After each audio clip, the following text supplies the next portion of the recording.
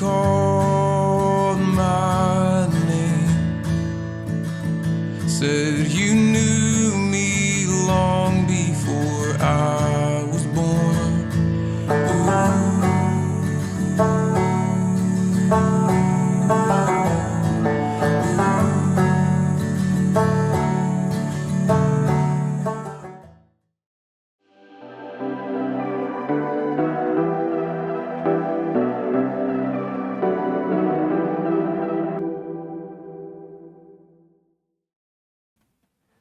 Goeiemôre geliefdes en baie welkom by vanoggend se erediens. Dit is sommer so 'n groot voorreg om hierdie tyd saam met julle in God se teenwoordigheid te kan spandeer. Ek gaan vir ons die voete met die seën uitspreek en dan gaan ons daarna ook 'n gebed saam doen. Die Here het gesê, ek is by jou. Ek gaan saam met jou waar jy ook al gaan. Ek sal jou nie los voordat ek al my beloftes aan jou waargemaak het nie. Genade en vrede van God die Vader en van Christus Jesus ons verlosser. Amen. Kom ons raak net so 'n oomblik stil en dan bid ons tot die Here. Ons Here en Hemelvader, ons wil U vandag loof en prys omdat U vir ons so ongelooflik goed is. Ons wil vir U dankie sê, Here, vir 'n week waarin ons U goedheid en genade op 'n besonderse manier kon ervaar. En nou is ons weer aan die begin van nog 'n week en ons vier vandag saam met die kerk reg oor die wêreld Jesus se opstanding, Jesus se oorwinning oor die dood. Ja, Here, ons wil vandag vir U dankie sê dat U dit vir ons moontlik gemaak het om saam met U in U koninkryk te leef, Heer, in U teenwoordigheid. En Heer, vandag wil ons vra dat U ons weer opnuut sal kom aanraak deur die Gees en wil U gee dat as ons vandag hier opstaan en uitgaan in die wêreld, dat ons daar tot seën sal wees vir elkeen wat oor ons pad kom. Ons bid dit in U groot en U heilige naam alleen. Amen. Geliefdes, in die teenwoordigheid van God lewe ons met dankbaarheid, maar partykeer dan oorweldig die wêreld ons 'n bietjie. Partykeer dan lei die wêreld ons op 'n ander pad en ons word so maklik getempteer deur hierdie wêreld. Ons word so maklik versoek deur die dinge van die wêreld en dan beland ons dikwels in die moeilikheid. En dis daar wat ons dan besef net hoe afhanklik ons regtig van God se teenwoordigheid is. Want wanneer ons in God se teenwoordigheid is, sal hy vir ons raad gee en sal hy vir ons die regte pad aanwys. En daarom is dit ook belangrik dat ons naby aan hom leef. Want as ons naby aan hom leef, dan weet ons, hy gaan ons beskerm van hierdie gevaar om die heeltyd in die ou dinge van onsself te verval. As ons onsself wil afsterf, dan is dit nodig dat ons weer onsself na Jesus Christus toe vat. Dat ons weer voor sy voete gaan lê en sê, vergewe ons, Here, want ons het geen benul hoe om hierdie dinge op ons eie aan te pak nie. En dis wat ons doen as ons ook ons skuldbelydenis opsê voor die Here of 'n gebed voor hom doen. En vandag gaan ons dan ook ons skuldbelydenis doen deur net so 'n oomblik stilte te gee waarin ons aan ons skuld bely. Kom ons raak net vir 'n oomblik rustig.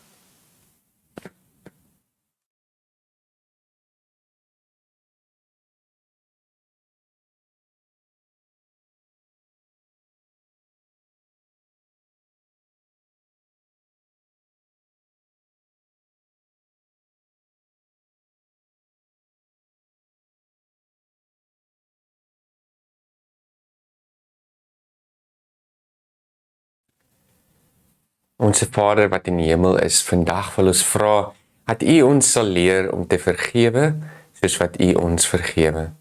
Help ons om vrede te maak soos wat U vrede in Jesus met die wêreld gemaak het.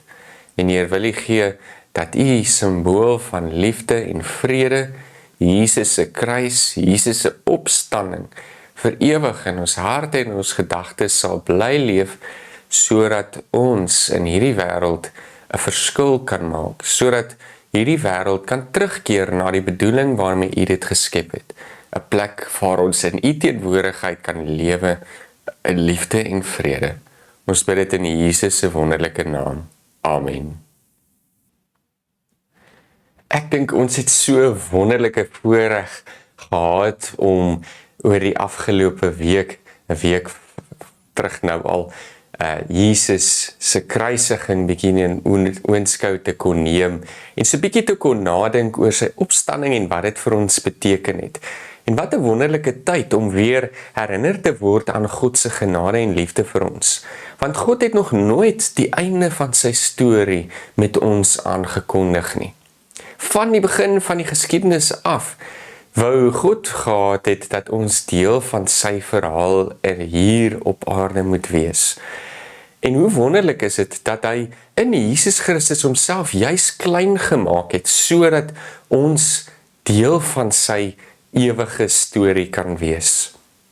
En sy storie met ons stop ook nie vandag nie. En vandag gaan ons 'n bietjie stil staan by wat gebeur het met hierdie disippels. En ons het nou oor die afgelope ruk bietjie stil gestaan in die Johannes Evangelie, maar ons kyk hoe reageer Jesus se disippels wanneer Jesus ook aan hulle verskyn. So julle sal onthou dat ons op opstanding Sondag gepraat het oor Maria Magdalena en dan die geliefde disipel Johannes en Simon Petrus wat daar by die graf aangekom het en dan glo Johannes. Maar vir Simon Petrus is dit asof hy nog nie mooi verstaan wat besig is om te gebeur nie. Maria Magdalena, sy bly ook daar agter by die graf en dan verskyn hierdie twee boodskappers van God aan haar en vra, hoorie, jy soek vir Jesus, maar hy is nie hier nie. En dan Jesus self wat aan haar verskyn en dan wanneer sy sy stem hoor en hoor dat hy haar op haar naam noem, herken sy vir Jesus en sy glo dan. En nou gaan ons 'n bietjie verder in hierdie verhaal, want Jesus verskyn ook daarna volgens die Johannes Evangelie aan sy disippels en ons lees daarvan in Johannes 20 van vers 19 tot 31. Ons lees van Johannes 20 van vers 19 tot 31. Dit was al laat die aand op daardie eerste dag van die week. Hoor net mooi, dit was die eerste dag van die week. Die deure waar die disippels vergader het, was gesluit uit vrees vir die Jode. Jesus het toegekom en tussen hulle gaan staan en vir hulle gesê, vrede vir julle. En nadat hy dit gesê het, wys hy hulle sy hande en sy sy. Die disippels was verheug toe hulle die Here sien. En Jesus sê toe weer vir hulle, vrede vir julle, soos die Vader my gestuur het, stuur ek julle ook. Nadat hy dit gesê het, blaas hy op hulle en sê vir hulle, ontvang die Heilige Gees. As julle mense se sondes vergewe, is dit hulle vergewe. As julle dit van hulle weerhou, bly dit van hulle weerhou. Maar Thomas, een van die 12 wat bekend gestaan het as Didymus, was nie by hulle toe Jesus gekom het nie. Die ander disippels sê toe vir hom, ons het die Here gesien, maar hy het vir hulle gesê, as ek nie die merke sien van die spykers in sy hande, en my vinger nie steek in die spykermerke, en my hand nie in sy sy steek nie, sal ek nooit glo nie. 8 dae later was die disippels weer binne, en Thomas saam met hulle, terwyl die deure gesluit was, het Jesus gekom en in hulle midde gaan staan en gesê, vrede vir julle. En daarna sê hy vir Thomas, bring jou vinger hier en kyk na my hande, en bring jou hand en steek dit in my sy, en moenie langer ongelowig wees nie, maar gelowig. En Thomas het vir hom gesê, my Here en my God. En toe sê Jesus vir hom, glo jy omdat jy my gesien het? Gelukkig is hulle wat nie gesien het nie, en tog tot geloof gekom het. Jesus het nog baie ander tekens voor sy disippels gedoen, wat nie in hierdie boekrol geskryf staan nie. Hierdie dinge is egter neergeskryf, sodat julle kan glo, dat Jesus die Christus is, die Seun van God, en dat julle deur te glo, die lewe in sy naam kan hê. Tot sover hierdie skriflesing vir vandag. Geseënd is elkeen wat hierdie woorde aanhoor, en wat ook daarvolgens leef. Amen.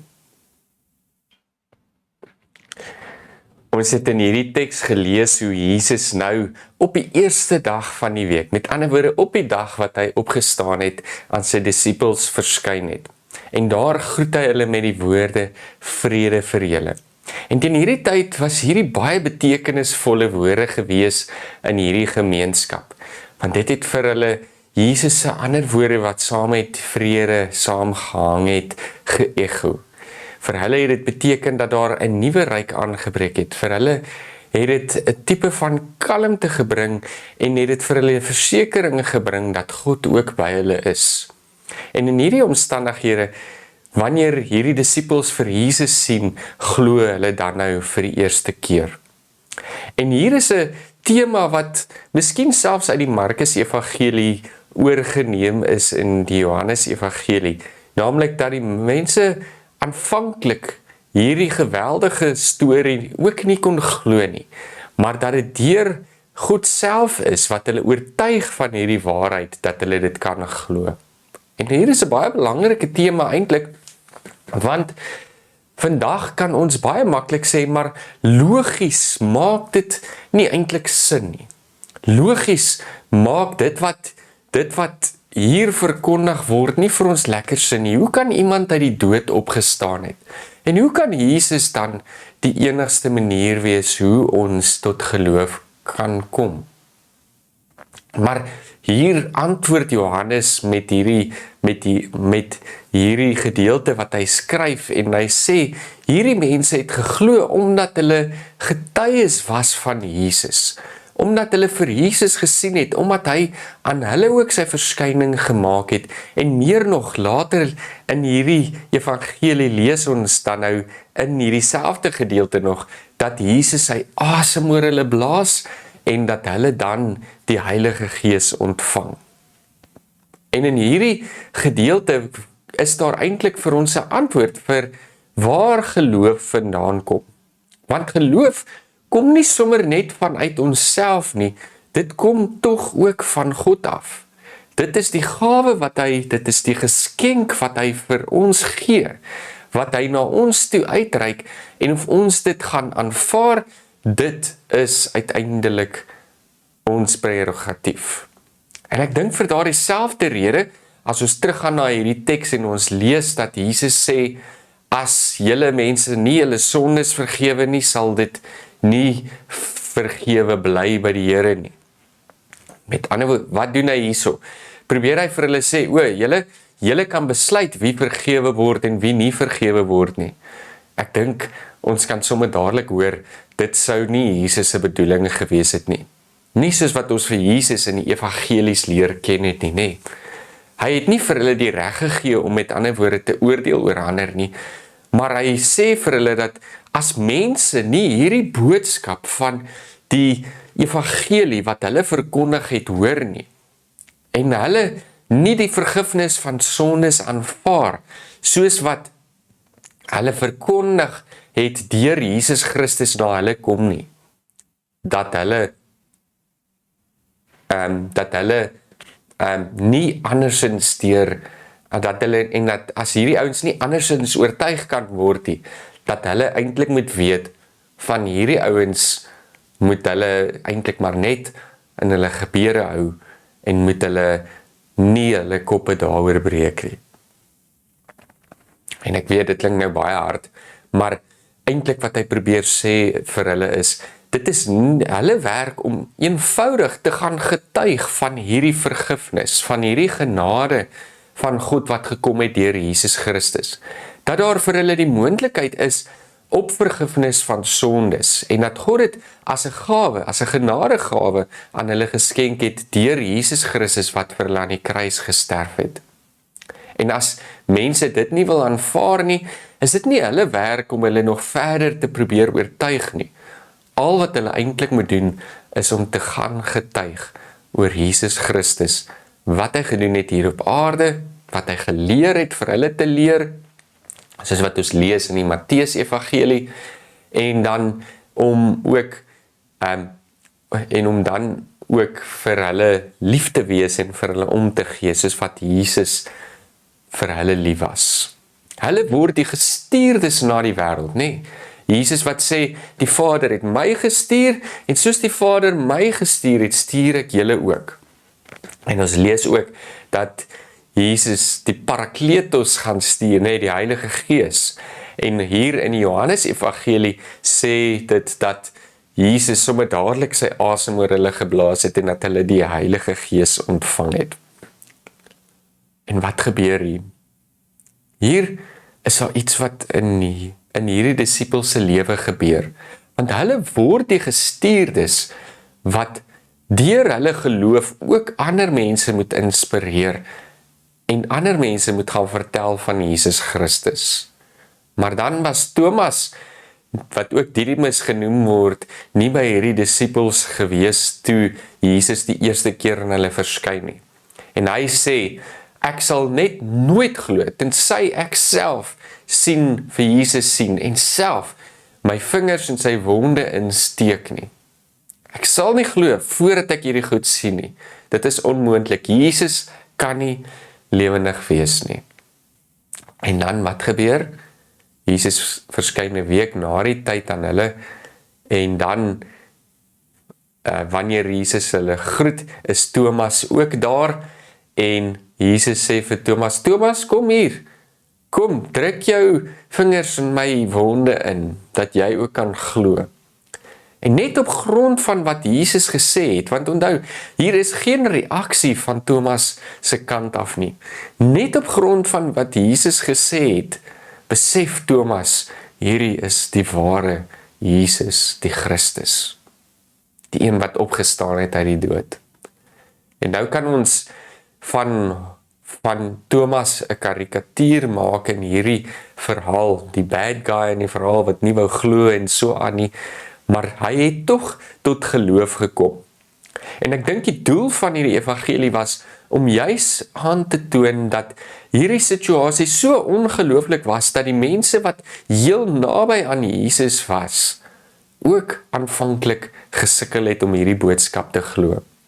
Dr. Dawie Bredenkamp het verlede week dit baie mooi by ons hanteer in ons erediens op Opstanding Sondag, waar hy dit dan ook gesê het, die Markus Evangelie iets van dieselfde doen, Markus Evangelie wat sê dat hier eintlik het dit bietjie vroeër geëindig as wat ons die laaste hoofstukke of gedeeltes in die Markus Evangelie het, maar dan sê Markus dat hierdie ongelooflike van hierdie apostels, wat nie wou glo nie, eintlik sterk staan. Maar wat gebeur? Hierdie ouens wat so bang was, hulle wat so verskriklik bang was en eintlik bangbroeke genoem kon word, dat hulle op die ou end die evangelie geglo het en dit verkondig het en dit verdedig het met hulle hele hart en met hulle hele siel. En hulle het op die ou end martelare geword vir hierdie evangelie. En Thomas het ook onder daardie getal getel. Hier was 'n proses van onthulling waarin die mense moes glo. Maar dan sê Jesus ook vir sy disippels, gelukkig, vir Thomas spesifiek, gelukkig is hulle wat glo sonder om te sien. En hierbij moet ons vir 'n oomblik stil staan, want dit is 'n belangrike ding wat Jesus hierso sê. Gelukkig is hulle wat glo sonder om te sien en sonder om te voel. En dit moet ons wees vandag, né? Want daar is op hierdie stadium is daar nie enige fisiese bewyse vir ons dalk van wie Jesus is in ons lewe en so nie, maar daar is geloof, 'n groot stuk geloof wat by ons gewek word op grond van dit wat ons geleer het in die Bybel, maar ook op grond van hoe God elke dag in ons lewe werk. Ons kan dit nie altyd sien nie, en ons kan dit nie altyd voel nie, maar hy is daar. Net soos wat Jesus daar was by sy disippels. Hy het ons nie alleen gelos nie. Hy is nie klaar aan God se verhaal met ons geskryf nie. Hy is nog steeds besig om in ons lewens te roep, in ons lewens te spreek, en of ons hom gaan hoor en sy stem herken, hang af of ons vertroue in die Here het, en ons vertroue in die Here stel. Om het bietjie meer afgrond toe te bring, dink 'n bietjie daar buite, en ek weet dis dalk 'n voorbeeld wat jy al baie gehoor het. Jy sien buite die blare van die boom beweeg, maar jy sien nie die wind nie. Ons weet dit is die wind wat hierdie blaartjies beweeg, maar ons sien nooit die wind nie. Maar ons weet dit is daar. Ons weet dit as gevolg van die beweging in hierdie blare. Ons weet dit omdat ons aan ons vel partykeer kan voel hoe hierdie wind waai. Ons sien hoe dit goed deur mekaar kan waai. En in sy ekstreme vorm kan ons sien hoe hierdie wind stof en goed op kan gaar wanneer ons na 'n tornado kyk en hoe dit dinge uitmekaar uit kan skeur. En niemand sal die mag van hierdie wind kan bevraagteken nie. As ons nog 'n voorbeeld moet kyk, as ek nou vandag hier 'n kers sou hou en ek hou 'n papiertjie bo dit, gaan jy net hoog genoeg dat die vlammetjie nou nie die papier aan die brand gaan steek nie. Wat gaan gebeur met hierdie papier? Uiteindelik gaan dit begin beweeg, want die warm lug begin styg. En dit sal beweging in hierdie papiertjie veroorsaak. En ons sien niks wat daardie papiertjie beweeg nie, maar ons weet dat hierdie hitte, hierdie warm lug, hierdie hitte, hierdie lug verwarm, en dat as hierdie lug verwarm, dat dit dan styg. En dan beweeg hierdie papiertjie, nee. Ons het nie nodig om dit te sien, om dit te glo nie. So moet dit ook wees vir ons, wanneer ons hierdie evangelie van Jesus Christus hoor. Want die effek van wat Jesus in ons lewe doen, die effek van hoe hy in ons lewe betrokke is, sien ons dikwels eers raak wanneer ons 'n bietjie oor ons skouers kyk en terugdink aan dit wat in ons verlede gebeur het. As ons net so 'n oomblik oor ons skouers kyk en dink aan die baie situasies waarin ons osself bevind het en wat ons gedink het onoorkombaar is, en ons dan in geloof dit oorgegee het aan die Here en gesien het hoe hy ons daaruit gelei het, behoort vir ons die teken te wees dat Jesus Christus wel lewe. Maar wat ek dink Jesus Christus van ons vra, is dat ons selfs nog voordat ons hierdie dinge sien, ons geloof en ons vertroue in hom stel. En wanneer ons dit doen, dan begin ons eers waarlik te sien. Dan begin ons te verstaan, nee. Soos ons het vroeër, op 'n stadium het mense sekerlik nie heeltemal besef dat die wind die blaartjies waai en so aan nie, nee. Maar uiteindelik, omdat mense die effek daarvan gesien het, het hulle uiteindelik begin om te verstaan waar hierdie beweging vandaan kom. En as ons na ons lewe vandag kyk en ons sien hoe die Here dinge in ons lewe doen, dan begin ons ook verstaan. En as ons begin verstaan, dan word ons vertroue ook nog sterker in die Here Jesus Christus. Ek wil myself amper verbeel dat dit is wat hier gebeur met die disippels. Hulle het gehoor, Jesus praat daarvan dat hy die tempel gaan afbreek en in 3 dae weer gaan opbou. Maar niks daarvan het hulle verstaan nie, totdat Jesus aan hulle verskyn het nie. En nou vra Jesus vir ons as gelowiges na hierdie disippels, om ons geloof en vertroue in hom te stel, sodat ons kan sien en kan verstaan. Want wat gebeur hier met Thomas? Net op grond van Jesus' stem, op grond van wat Jesus vir hom gesê het, nog voordat hy gesien het, nog voordat hy gevoel het, glo hy in Jesus Christus. Glo hy, dat Jesus ook die Christus vir hom is. En dis waarmee ons na die wêreld toe moet gaan, met ons geloof, met ons vertroue in die Here. En hoor dan, wat is die einde hier? Johannes skryf hier, hierdie dinge is egter neergeskryf, sodat julle kan glo dat Jesus die Christus is, die Seun van God, en dat julle deur te glo die lewe in sy naam kan hê. Deur ons geloof word ons dan gered, word ons ingenooi in die koninkryk van God, en word ons vry. So, in die vers vooraf skryf hy dit daar in vers 30 skryf hy, Jesus het nog baie ander tekens vir sy disippels gedoen, wat nie in hierdie boekrol geskryf staan nie. Maar, en dan die woorde, maar hierdie dinge is neergeskryf, sodat julle kan glo dat Jesus die Christus is, die Seun van God, en dat julle deur te glo die lewe in sy naam kan hê. Hoe wonderlik is dit? Ons moet nie wag vir die tekens om te kom voordat ons glo nie. Ons gaan die tekens juis sien wanneer ons glo. Dis wat met Thomas gebeur het. Toe hy begin glo, toe begin hy vir Jesus raak te sien. Toe hy begin vertrou het op dit wat Jesus vir hulle geleer het vooraf, word dit vir hom duidelik wie hierdie man is wat voor hom staan. En hy weet met eens, dit is sy Here en sy God. En mag ons deur ons geloof vertroue al sterker groei in ons geloof en ook vir God in ons lewe raak sien. En mag Jesus Christus vir ons duidelik word. Al kan ons hom dalk nie met ons eie twee oë sien en aan hom raak nie. Weet ons hy is daar, want ons weet hy is besig om te werk. As ons onseker is, kan ons teruggaan hier na die Bybel, kan ons lees van hom.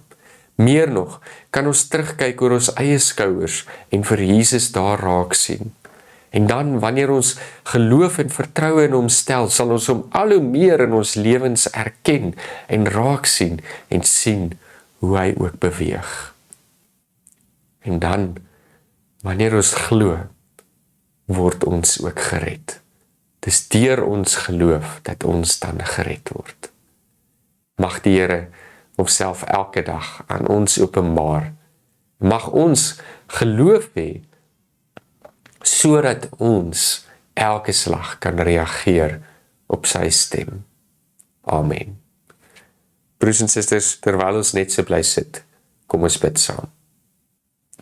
Ons Here en Hemelvader, hoe wonderlik groot is U naam. Hoe wonderlik is dit om vandag te kan weet dat U genade vir ons ook genoeg is, en dat ons gered word omdat ons in U glo. So baie keer vra ons vir tekens en wonders, en in daai opsig is ons maar soos Abraham, soos maar soos Jakob, soos maar soos Gideon, en soos soveel mense wat ook gevra het vir tekens voordat hulle glo, Heer. Maar vandag wil ons U vra om ons te help om te glo sonder dat ons nodig het om te sien. Want Here, ons glo dat daar 'n wind is wat beweeg, selfs al sien ons dit nie. Maar U is die krag wat die wind beweeg. U is die krag wat alles in hierdie skepping in stand hou en alles aan die gang gesit het, Heer. En daarom wil ons vra dat U ook in ons harte en ons gedagtes geloof sal wek. Wil U gee dat as hierdie geskenk van geloof na ons uitgereik word, dat ons daarin sal glo, sodat ons ook kan weet dat ons vergewe is van ons skuld. En dat ons nie meer as sondaar mense hier op aarde lewe nie, maar as U verlostes. U mense wat geheilig word deur Jesus Christus. Dankie Heer vir hierdie genade. Wees met ons in hierdie week wat voorlê. Wil U gee, Heer, dat ons U naam ook sal bly aanroep, en wil U gee dat elke Sondag wanneer ons by mekaar kom, ons sal onthou dat ons besig is om Jesus Christus se opstanding, sy oorwinning oor die dood te verkondig. Dat ons deur op 'n Sondag by mekaar kom, ook saam fees vier, Heer. En wil U gee dat ons daarom alles in ons vermoë sal doen om vir so lank as wat ons kan, vir soveel as wat ons kan, deel te bly van hierdie gemeenskap van gelowiges, die kerk, waarvan U ons 'n deel gemaak het. Ons bid hierdie dinge in U groot en U heilige naam alleen. Amen. Broers en susters, ons is baie naby aan die einde van ons erediens en ek wil net hierdie geleentheid gebruik om vir elkeen van julle sommer 'n baie mooi en 'n geseënde week toe te wens. En ek hoop dat julle ook in hierdie week God se teenwoordigheid en liefde op 'n besondere manier sal ervaar en dat ons ook in hierdie week sterker sal word in ons geloof teenoor die Here. Mag elkeen van julle sy seën ook ervaar. Mag die genade van die Here Jesus Christus en die liefde van God en die gemeenskap van die Heilige Gees nou met elkeen van julle wees. Amen.